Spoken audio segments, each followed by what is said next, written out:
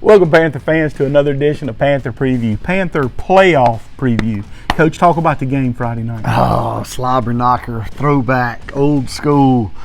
You talking about what a good high school football game. It was. 2 weeks in a row we played really good football games, and just very excited about going to Hattiesburg, being able to go in the playoffs, play in a stadium that's iconic in South Mississippi in football, reminiscent of old Big 8 football games, and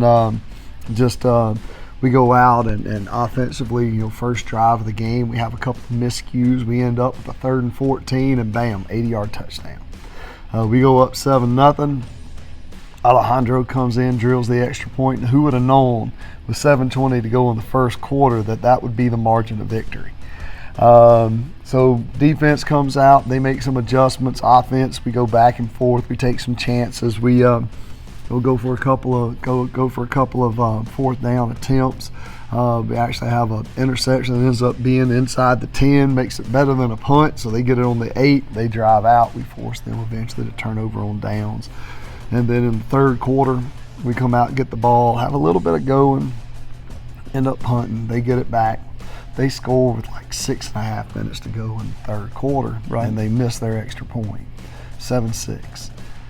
Who would have, in their right mind, would have said that's it, And then after that, it became just a bloodbath up front. I mean, our defense going at them, their offensive line, their backs, their receivers, just getting after it, and both sides of the ball. Offensively, we had some creases here and there, took some chances, but again, probably one of the best offensive and defensive lines we faced all year. Yeah. We ended up with about 227 yards of offense, and it was enough. It was a defensive game for sure. It was really enough. Was. The rain coming down, the little chill in the air. It was a battle royale, and that's kind of what you needed going into a week like this one. So. Oh yeah, and think about it. You talked about the rain. Now go back to our opening region game, which is our next opponent, Picayune, and we played it in the rain.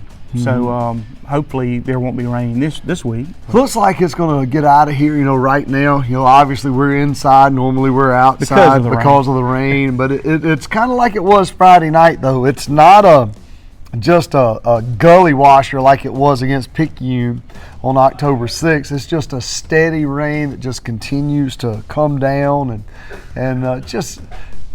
It's just aggravating, It's kind of, like certain people you have in your life. They're just aggravating. I try. I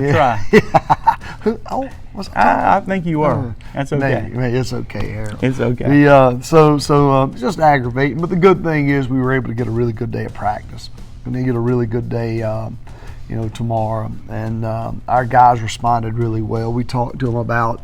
The importance of the opportunity, and going into a second week playoff game, you're one of the top 8 teams in 6A in the state. That goes a lot to who you are. So just go out and practice and prepare, and know that you're facing a team that is they're seasoned veterans of this round of the playoffs. Absolutely. They're back-to-back state champions in the 5A, now the 6A, and not by luck. This team is really a good beast. Football team. Yeah.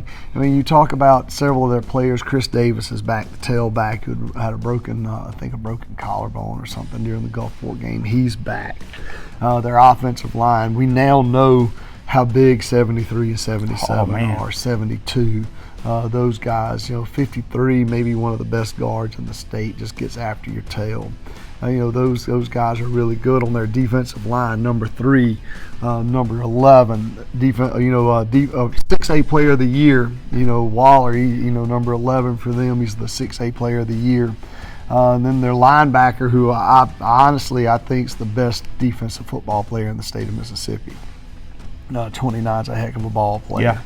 And his numbers reflected. He triggers to the ball. Their defensive backfield is very solid. 4 or 5 are back there. They do a really good job. So at the end of the day, they're a formidable team, and they get after it. And we know the task that lies ahead of us. It's not an impossible task. It's just a task that we've got to be willing to embrace, and we've got to be willing to prepare for that task. And and then it comes out on any given Friday night. You go out, you give your best effort, and see what happens. Well, like Ric Flair would say, to be the best, you got to beat the best. You got to beat the best. Woo! Absolutely. So I'm going to tell you what, I'm, as always, but especially during playoff football, I'm excited about Panther football. I think that right now we're clicking. I think that whether we're clicking good enough or not, that to be seen. Well, it doesn't matter. We'll find out Friday. We will find out Friday night. You know? But if you're able to make the trip, we want to see you in Picayune. We need as many butts in the stands as we can get there, as many people yelling for the Panthers. We're going into a hostile area. If you've never been to Picayune, that field, that is, it's almost like going to the Bricks, in Laurel. Their fans are going to be excited. They're going to be really hooping and hollering, so we're going to need that too. But if you're not able to make it, how about join us on Gulf Coast Sports Media? We're going to be bringing the game to you on Facebook Live or YouTube Live. Coach, what about tickets? Tickets, you can get them at the gate or on GoFan. With the playoffs, it's standard $10 a pop, no matter where you go for these early rounds. And so you can just get them at the gate or you can get them on GoFan. Well, guys, we're praying for good weather. We're praying for a crowd over there. We're going to see you Friday night in Picayune.